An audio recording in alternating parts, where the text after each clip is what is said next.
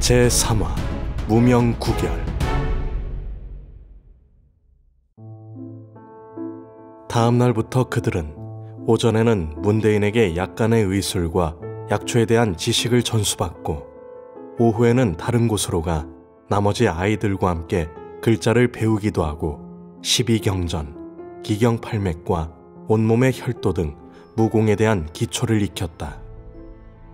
그들은 하루도 빠짐없이 학문을 익히고 무공을 수련하였다. 한 달 후, 한립과 장석철은 이제 다른 곳으로 수련하러 가지 않았다. 문대인이 그들에게 무명의 구결 한 집을 전수하기 시작했기 때문이었다. 이 구결을 수련하는데 그들의 대부분 시간을 쏟아야 했고, 문대인은 두 사람이 이 수련을 다른 이에게 전하는 것을 엄격히 금했다. 만약 새어나간다면 두 사람은 엄중한 징계를 받고 쫓겨나갈 터였다. 한립은 다른 곳에서 수련하면서 칠연문과 문대인에 대해서 자세히 알 수 있었다. 칠연문의 문파는 외문과 내문으로 크게 나눠지는데, 외문은 비조당, 취보당, 사해당, 외인당으로, 내문은 백단당, 칠절당, 공봉당, 혈인당으로 이루어져 있었다. 또한 내문은 칠절상인을 보유하고 직계 후인에게 전수하는 신분인 안육 정문주와 다른 3명의 부문주로 이루어져 있었다. 그리고 또 하나, 오직 정문주 산하에 존재하는 장로회가 있었다. 문대인은 수년 전 문주가 문파 밖에서 적의 계략으로 습격을 받아 중상을 입었을 때 탁월한 의술로 그의 생명을 구해낸 것이 인연이 되어 이곳에 들어오게 되었다. 그는 정식 칠연문의 제자는 아니었지만 뛰어난 의술뿐만 아니라 덕을 갖추었기 때문에 문주가 그를 이곳으로 데려왔다고 한다. 그 후 처소를 마련해주고 마음 놓고 정착하여 칠연문의 공봉당의 일원이 될 수 있게 한 것이다. 아무도 문대인의 실력이 어디까지인지 알지는 못했지만 이곳에 들어온 후 많은 제자들의 목숨을 구했기에 다들 그를 존경하고 있었다. 이제 한립도 문파에 온 지도 반년 이상 지났고, 내문 제자가 되기 위한 정식 입문시험 역시 이미 2달 전에 끝마쳤다. 내문에 들어갈 수 있는 제자들은 극히 드물었고, 시험을 본 제자들 대부분이 이 관문을 통과하지 못하고 하산해 외문 제자가 되었다. 한립은 다른 내문 제자 아이들이 2달 전에 받은 시험에 대해 생각하자 아직도 머리카락이 곤두서는 듯했다. 그들은 주변 반경 10리 내의 노을산을 한 바퀴 돌고 인적이 드문 숲속에서 조를 이뤄 서로 겨루었다. 마지막에는 무공이 강한 사형들이 사방에서 공격해오는 것을 막아내야만 했다. 이 시험을 치르는 동안 한립은 자신도 모르게 안도의 한숨을 내쉬었다. 한립과 장석철은 이런 무서운 시험을 치르지 않고 문대인이 이야기한 대로 구결을 수련한 것에서만 시험을 치렀기 때문이다. 허나 이것도 만만치는 않았다. 구결은 여러 단계로 나누어져 있었는데 한립과 장석철은 제1단계의 수련만 마치면 되었다. 문대인은 제1단계의 구결에서 실력을 보여주기만 한다면 이들을 정식 제자로 받아들이고 칠연문의 다른 내문 제자와 같은 대우를 해줄 것이라고 말했다. 그 후 한립은 다른 이들을 통해 내문 제자와 외문 제자의 대우가 확연히 다르다는 것을 알고는 남몰래 외문 제자가 되어 집으로 돌아가야겠다는 생각은 완전히 버리게 되었다. 문대인에게 구결을 전수받은 후 한립은 외출을 삼간 채 밤낮으로 수행에 매진했다. 문대인은 그들에게 수련을 위한 어떤 가르침도 내리지 않았기에 다른 아이들이 수행하는 칠연문의 기본 내공 대법인 정양경의 수련법을 참고해 스스로 수행하는 방법을 터득했다. 이렇게 수행한 지도 3개월이 지났다. 구슬땀을 흘리며 노력했음에도 그의 몸 안에는 겨우 한 줄기 희미한 내력이 생겼을 뿐이었다. 이 내력은 미비해서 꼼꼼하게 운공하지 않으면 자신도 발견해내기 어려울 정도였다. 이게 사형들이 말해준 내가 진기인가? 한립은 스스로 물으며 수행에 전진했다. 하지만 다른 7연문의 정양경을 수행하는 아이들의 말을 들어보니 그들의 몸에 생긴 징기는 굉장히 뚜렷하게 느껴지는 뜨거운 기운이라 하였다. 하지만 그는 한 줄기 서늘한 기운이 생겼을 뿐이었다. 두 가지 운공법의 효과는 확연히 달랐다. 다른 아이들은 몸 안에 정양경의 진기를 운공한 후 벌써 두꺼운 나무를 주먹으로 부러뜨리거나 높이 뛰어오르는 등의 경지에 이르렀다. 하지만 한립은 자신의 운기를 운공해도 아무런 변화가 없었다. 단지 전보다 입맛이 좋아졌고 정신이 맑아졌다. 그러나 그런 것들을 어디에 쓴단 말인가? 같이 산에 오른 아이들이 눈앞에서 신의를 펼치는 것을 보고 있자니 불안하고 초조했다. 그 후 한립은 자신이 자질이 부족한 것은 아닌가 생각하며 밤마다 하산하면 어떻게 지내야 할지 고민했다. 그러던 어느 날 한립은 함께 수행하던 장석철의 놀라운 사실을 알게 되었다. 장석철은 구결을 수행하면서도 몸에 한치의 변화도 없다는 것이다.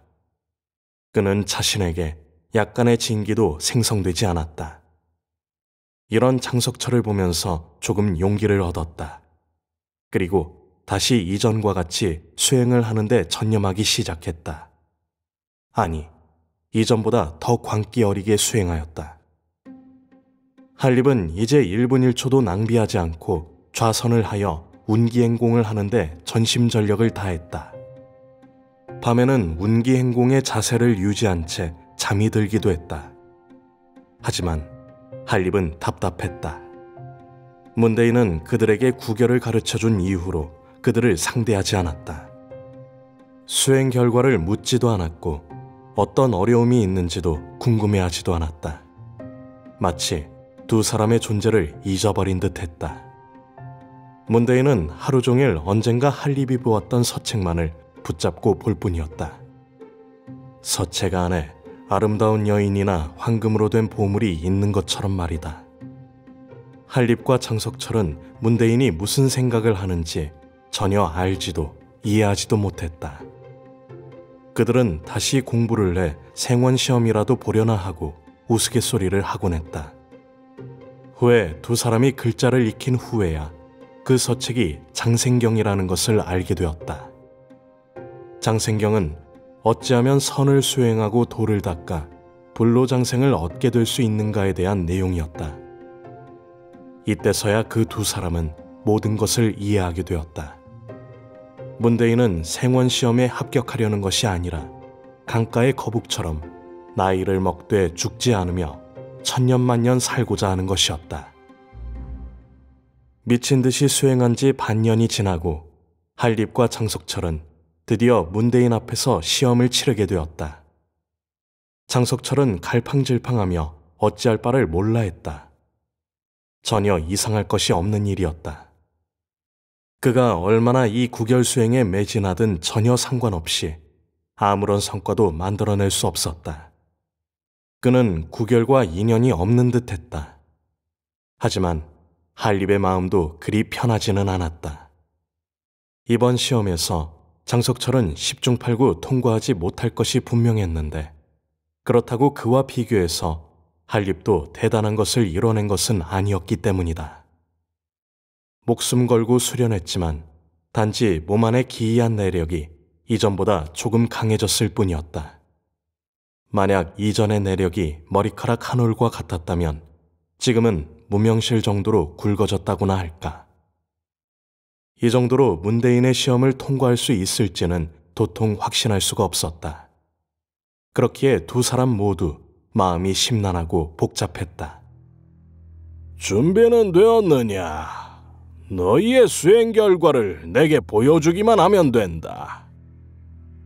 문대인이 두 눈을 가늘게 뜨고는 의자에 앉아 두 사람을 냉랭하게 바라보았다.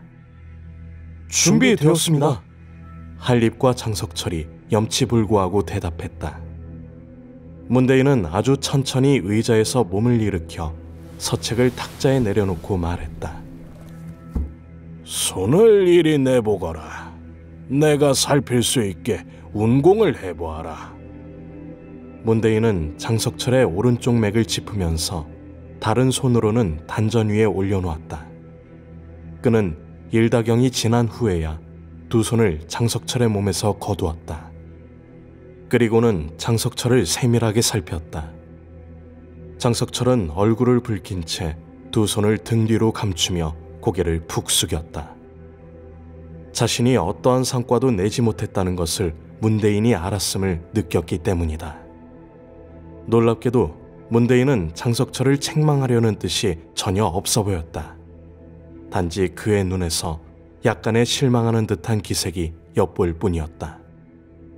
잠시 후 한립에게 시선을 옮기며 말했다. 네가 와보거라. 문대인은 벌써 한 손을 들어 한립의 맥을 짚고 있었다. 얼음장 같아. 살아있는 사람의 손 같지 않은걸? 한립은 문대인이 맥을 짚자 마음속으로 중얼거렸다. 문대인의 손은 건조했고 굳은 살로 가득했다. 자신의 피부와 맞닿은 부분에서 미세하게 찌르는 듯한 통증이 느껴졌다. 외부의 자극을 받아서인지 체내의 내력이 한립이 운기행공을 하기도 전에 움직이기 시작했다. 그 내력은 기경팔맥을 따라 온몸의 혈로를 지나고 단전에서 머리까지 갔다가 다시 사지로 이어졌다. 빠른 속도로 한 바퀴를 돌고는 다시 단전으로 돌아갔다. 내력이 움직이자 미세하게 느껴졌던 통증도 바로 사라졌다. 문대인이 놀란 듯 소리를 내뱉었다. 한립의 몸 안에서 무언가를 발견한 듯했다. 어서 다시 한 번 더 구결을 운행해보거라. 문대인의 얼굴에는 비록 기쁨이 드러나지 않았지만 참을 수 없는 기쁨과 열정이 넘쳐났다. 그 모습은 지금까지 전혀 볼 수 없었던 것으로 한립을 당황하게 했다. 천천히 내가 자세히 살필 수 있게 해보거라. 차갑던 말투는 어느새 사라지고 없었다.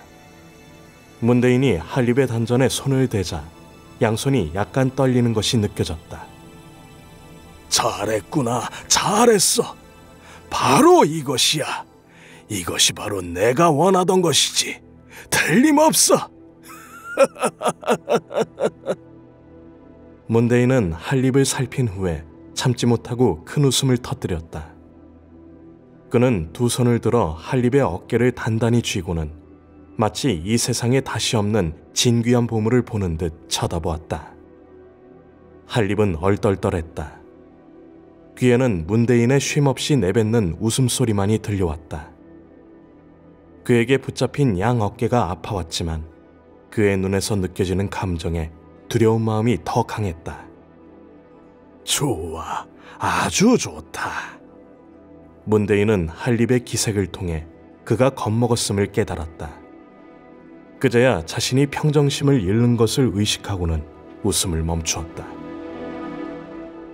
앞으로도 이렇게만 하면 될 게야. 오늘부터 네가 바로 나의 직계 제자이니라. 그가 두 손을 놓고 그의 어깨를 두드리며 말했다. 마치 방금 전의 행동은 아예 없었던 일 같았다. 다만 이따금씩 느껴지는 그의 시선에서 사실은 그가 매우 몹시 흥분해 있음을 알 수 있었다. 그리고 너는... 문대인의 시선이 장석철에게 떨어졌다. 장석철은 방금 벌어진 일에 놀라 얼이 빠져 있다가 문대인이 자신에게 말을 걸자 겨우 정신을 차렸다.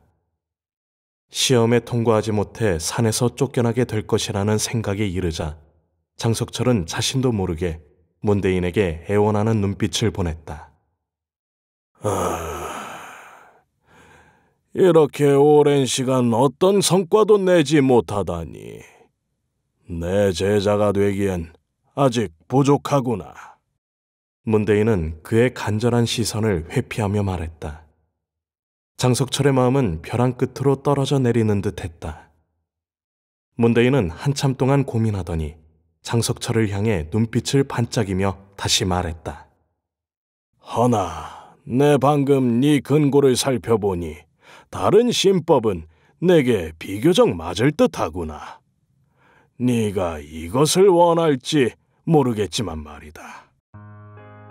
문대인의 말을 듣고 장석철은 매우 기뻐했고 그 모습을 본 문대인은 기분이 좋은지 웃으며 말했다. 잘된 일이야. 잘 되었어. 내일부터는 너희에게 새로운 신법을 알려주겠다. 한립과 장석철도 서로를 바라보며 매우 기뻐했다. 드디어 어둡고 험하기만 했던 구불구불한 산길을 빠져나온 기분이었다.